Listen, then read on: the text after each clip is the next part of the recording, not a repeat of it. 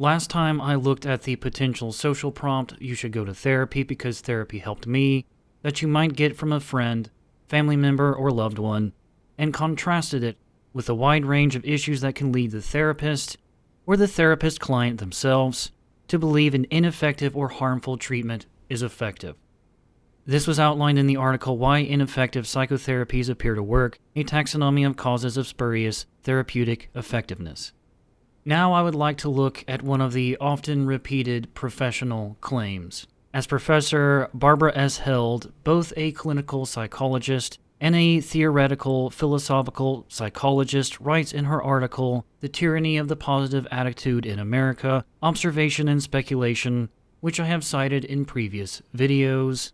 Although it is reasonable to expect some degree of empathy from those closest to us, I believe that our family, friends, and colleagues cannot and should not be expected to have the same degree of empathy as a first-rate therapist. That is, it is not reasonable to seek from them professional empathetic skills. After all, they have their own personal needs and agendas when relating to us, whereas therapists, who will also have their own personal needs and agendas in their own personal lives, must strive to keep those in check in the consultation room.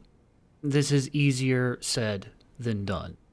But this also echoes one of the sources I cited in my first section on therapy, Why Therapy is for Everyone, from the nonprofit organization People Incorporated, addressing the misconception that therapy is just talking. I can do that with my family or friends instead.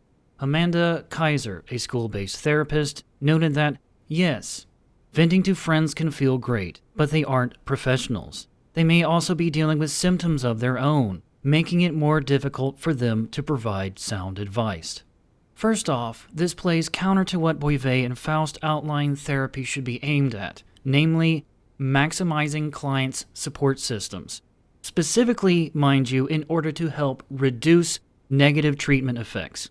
Here, the speaker is trying to minimize the potential client's support system, even to the point of suggesting pathology in that support system to try and pull them into therapy. This falls directly in line with what these same authors describe, writing, clients may be socialized into therapy through a language system that emphasizes pejorative labels and suggests that therapists hold specialized knowledge that, in truth, they may or may not possess. In short, this kind of call itself to the expertise the therapist may or may not have is one potential step a therapist may take in unintentionally harming a client. Moreover, the direct assumption here is that the therapist is especially trained to be an expert listener, simply there to offer the client empathy. But does this line up with what therapists actually do? In the section Empathy of Psychotherapy Relationships That Work, 2nd edition, researchers note that the first problem with researching empathy in psychotherapy is that there is no consensual definition.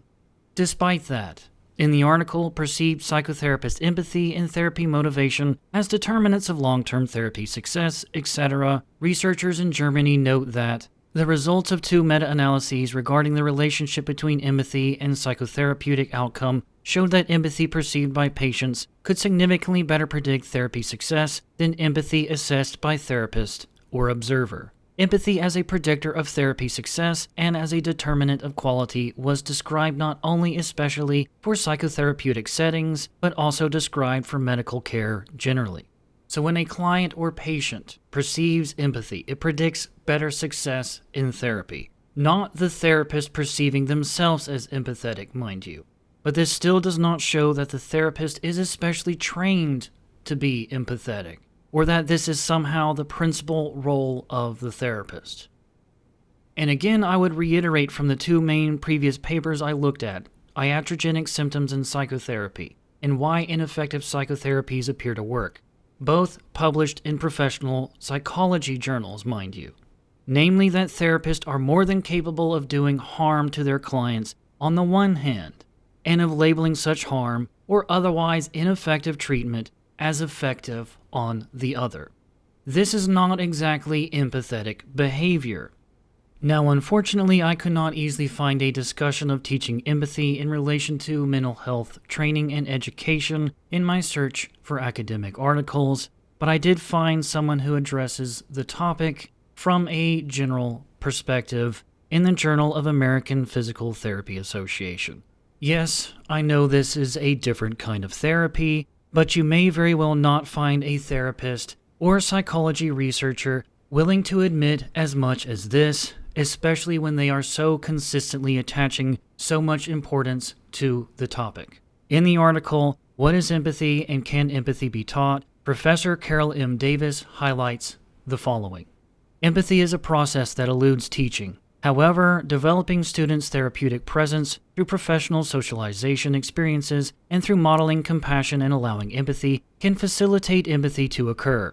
Likewise, helping students identify any negative, fragmenting behaviors such as prejudice, self-preoccupation, and excessive nervous talking, poor listening, and poor assertiveness skills, and low self-esteem will assist students in taking responsibility to change these behaviors that block empathy and interfere with healing. The role of the clinical instructor is paramount in helping students become aware of behaviors that can block empathy. We can no longer simply hope that our students will become mature professionals with compassion and empathy for patients. We must create experiences to develop these attributes, and we must take responsibility for modeling these behaviors and reflecting on them with students to raise their consciousness about the nature of a mature, healing presence.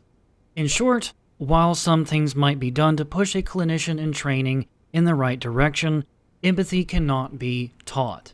In the article, What Do Psychotherapists Really Do in Practice?, an internet study of over 2,000 practitioners, researchers from the departments of psychiatry at Yale University, the University of Toledo, the University of Pennsylvania, etc., conducted a survey of over 2,200 psychotherapists in North America.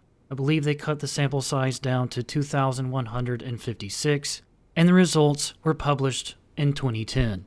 As far as general practice, the authors write, the top 10 practices were endorsed by more than half of participants, trying to convey warmth and respect for all or almost all of their clients, followed by communicating that client is accepted and prized, communicating understanding of client's experience, empathizing with the client, promoting clear, direct expression of client's feelings, making reflective or clarifying comments, focusing on cultivating therapeutic relationship, encouraging client to develop healthy recreational activities, encouraging emotional processing of distressing experiences, and raising awareness of how a client relates to others. Again, we see an echo of the idea that the therapist is especially equipped to be empathetic, albeit in self-reported practices. As the researchers emphasize, however, self-reported practices may not necessarily indicate what clinicians actually do. Just because a therapist endorses being empathetic does not mean that the therapist is actually being empathetic in practice. Again, to call back the article, Iatrogenic Symptoms in Psychotherapy, and for a specific reason, Boivet and Faust write, therapists may introduce a belief system which suggests that they know more than the client, and possibly even more than the client knows about him herself. At times, therapist case formulations may lead to the impression of greater knowledge than actually exists. Some therapists commonly espouse belief systems that incorporate various assumptions about the nature and cause of human suffering, and treatments to alleviate such suffering. Clients, many of whom are acutely distressed when they seek treatment, may be unduly vulnerable and unconditionally accept the tacit assumptions within this belief system. Some therapists may also hold a deep commitment to the implicit and explicit assumptions of their belief system and overlook alternative views that clients may endorse but that may contradict the therapist's beliefs. Well, what broad belief system do therapists espouse? As the authors of What Do Psychotherapists Really Do in Practice continue, similar to the findings from a survey of psychologists conducted over 25 years ago, the majority of participants in this sample identified themselves with more than one theoretical orientation or as having an eclectic orientation. However, as the researchers note, when the participants were summed to include everyone who mentioned using a given approach in their practice, CBT, or cognitive behavioral therapy, was still the leading orientation. 1,940 participants, or 79%. There is a strong trend in the continued strength and impact of CBT, as it is the most frequently endorsed theoretical orientation. This is consistent with a national survey of marriage and family therapists, in which the most frequently endorsed primary treatment modality was CBT, and a review of clinical psychologists reported orientations from 1960 to 2003. Techniques that likely fall under the rubric of CBT, such as assign homework or behavioral task outside of session, challenge clients' thoughts, or use other cognitive restructuring techniques, follow a treatment manual, and assign readings of self-help books also appear quite popular in use. Yes, that's right, self-help books. I wonder if The Secret has ever been included as a part of a therapist's treatment plan. Since development over 40 years ago, CBT has proven effective for a variety of psychiatric conditions as well as psychosocial issues. In addition, CBT appears to be gaining influence and popularity with clinicians in terms of self-rated, influential figures, authors, and books. Its use may also be due in part to insurance panels requiring providers to offer CBT. Insurance issues, oh joy.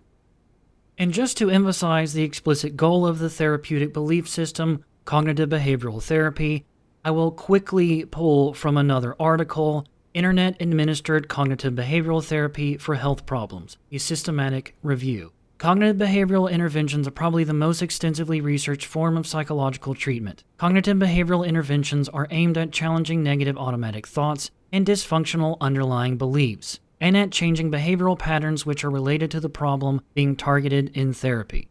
So if you reach out to a mental health professional for some form of talk therapy based on the 79% who reported that they ascribe to CBT in the aforementioned survey, the likelihood is that you will be seeing someone who, at least in part, will be adhering to CBT methods in their treatment.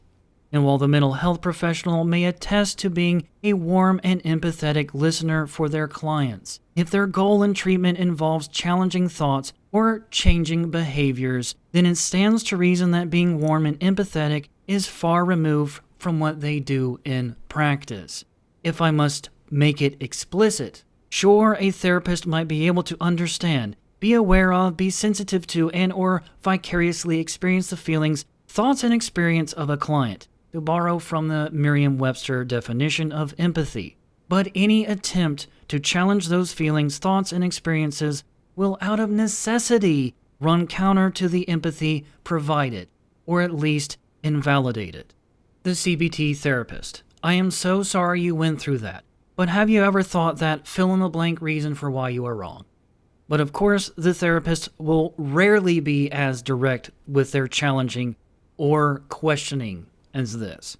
In short, directing potential clients to therapy based on the idea that they are better equipped to be empathetic than the potential client's family, friends, and colleagues, to directly call out Barbara Held and others whom I have cited, is beyond inadequate. Furthermore, if this line of justification is used to socialize the client into therapy, as would seem to be indicated here, it falls directly in line with the types of problems that can cause harmful outcomes for clients. And with reference to its popularity, next time I will take a closer look at CBT. I hope to see you there.